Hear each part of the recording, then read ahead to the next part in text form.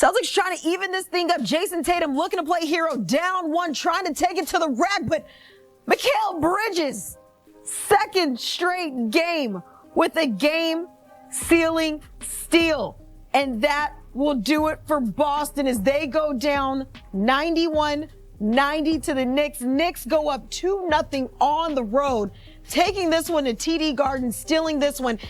The Knicks trailed big in this one, came back on a 23-6 run. Meanwhile, Boston had 14 straight misses, went over 8 minutes without a field goal. The Knicks got their first lead with 2 minutes left in the game, closing this one out, now up 2-0, preparing to head back to MSG for Game 3. We are now joined by CBS Sports NBA insider Bill Ryder. Hold on, Bill. Do you hear that a little bit? I think that's Knicks fans cheering right now because this is now the second straight game that they have clawed their way back to a victory on the road over a Celtics team that a lot of people had maybe favored to go to the finals. But Bill, you and I sat here and we talked during the half, and I asked you, what do the Knicks need to do if they want to turn around this game in the second half? And you said someone needs to step up. Outside of Jalen Brunson, it looks like Mikal Bridges might have been that person. Yeah. Bridges was amazing. Basketball is shocking. The world is upside down. I thought there was more physicality from the Knicks too. And look, this is a repeat. For whatever reason, Kiana, whatever's going on in the universe, we have seen multiple times over the course of this postseason. The Boston Celtics, even though they could not shoot, even though their two superstars played far from that level, were up 9 points in the fourth quarter. It felt like they were in control. Again, they had a 20-point lead in this game. And you're right, Bridges was critical. Jalen Brunson hit big shots. The Knicks never gave up, and we blinked, and this game changed on a dime. So now I have to ask you, right? What's going on with the Celtics? Because both games holding a strong lead. They've lost it late. They find themselves struggling to hold on to leads. And then we even talked about those three-pointers in game one because it was history made. 45 missed threes, and then they turn around. Now they missed 30. Jason Tatum not having great outings. What's going on with the Celtics?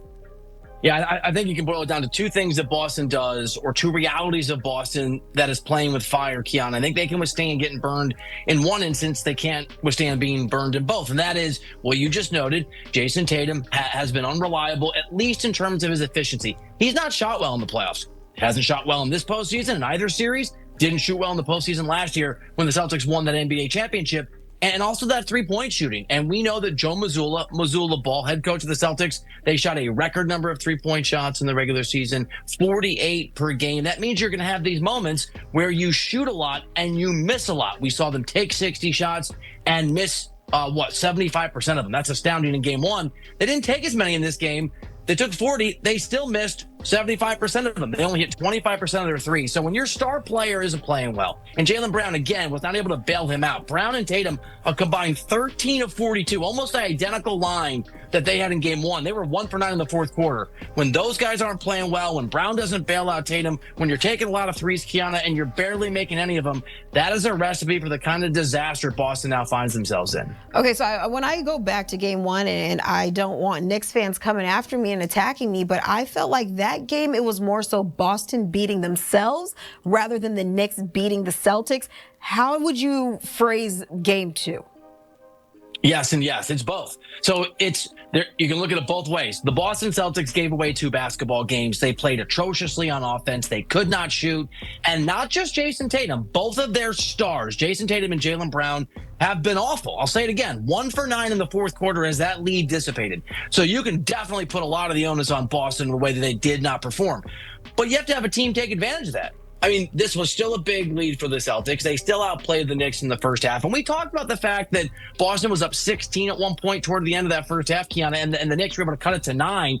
And then that sort of held for a while. You knew the Knicks were going to keep it closer. They played a pretty good half, but it looked like Boston was going to win again in that fourth quarter. And so you certainly give Bridges credit. You give Jalen Brunson credit. Mitchell Robinson came in before Hacker Robinson took over and he had to sit down. He played really good minutes. It is both. This kind of a game, and really two of these kind of games, do not happen if one of the teams, the Celtics, don't give it away, and if the other team, the Knicks, don't seize both of those opportunities. Seizing opportunities, because this is back-to-back games that the Knicks trailed and had to rally in the second half to come back. But when you think about it, how sustainable do you think this is this series, especially just considering how long it could potentially go? I know things are kind of leaning in the Knicks' favor, but is that sustainable to always be playing a game of catch-up?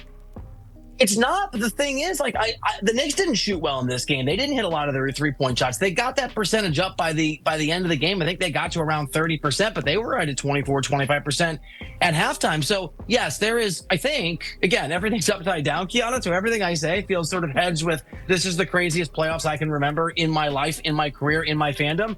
I think that the Celtics are going to revert somewhat to that mean. They're going to hit more three-point shots. We've got to have better performances from either Jaylen Brown or Jason Tatum, maybe both of those guys. But I think the same can be true for New York. And this is a team that has been outstanding in the regular season offensively. Their struggles were really on the defensive end. It's been sort of the opposite. It's been 90s basketball. I think the Knicks are due to shoot better and have an offensive outpouring as well. So yeah, I think it is sustainable. It's a long series. Boston's really good. They are dangerous. But we've said this before, in the history of these playoff series, if you go up 2-0, you win that series 92% of the time. And it's not just up 2-0. You just took 2 games on the road. Boston just gave away 2 home game advantages. So, yeah, anything can happen. Everything's been crazy. The Knicks are in real good shape. They're in good shape, but we got to remember the Knicks didn't necessarily play great at home in their opening series against Detroit. And now that this series is shifting out to New York, anything give you confidence as we head towards MSG this time around? The 2-0 lead gives me confidence. Jaylen Brown, you know what it is? There's a lot of factors. The best player on the floor, and I don't even think it's close, in the 2 games has been Jalen Brunson. And maybe the second best player, at least in this game, Karl-Anthony Towns. If I'm the Boston Celtics, I've shot this number of threes all year, and I've been able to rely on an amazing defense. I need Tatum and Brown to step up. I need those guys to at least push Brunson a little bit, and Cat, particularly in this first half, for just being the dominating face and presence on the floor. So the thing that I feel good about if I'm the Knicks is you've got the best player and you've got the best closer, and you're up 2-0. Best player, best closer, and then you had a little bit of help there with Mikal Bridges. And I think what's important to me outside of that game-sealing steal that we saw to close this one out, he scored 14 points in this one, but he didn't score anything until the fourth quarter.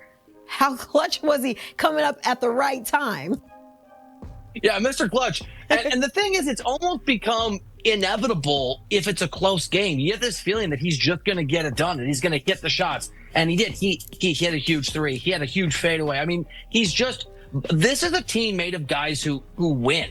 These are winners. A lot of these guys together won in college. They've won over the course of this year, not at the level that we saw from Cleveland and from the Celtics, but this is a team that believes in themselves, from Mr. Clutch all the way down to the other guys. The defense has been markedly better in the postseason.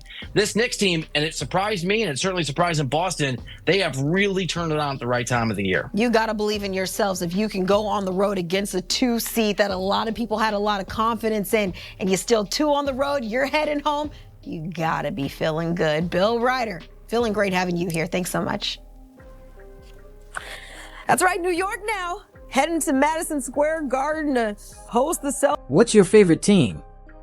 Comment below, and if you like the video, please leave a like. This really helps the channel grow and brings you even more content. Oh, and if you're not subscribed yet, what are you waiting for? Click the subscribe button and activate the bell to receive all notifications. With each game, we notice that the NBA is getting more competitive every day, and all the teams are looking for reinforcements to win the championship. And only here can you follow your favorite team daily with incredible content from different sources. Here on the channel, there are new videos every day with analysis, curiosities, and the best moments in basketball. That's it for today, folks. Thanks for following along. The NBA doesn't stop, and neither do we. Until the next video. NBA, the passion that connects us.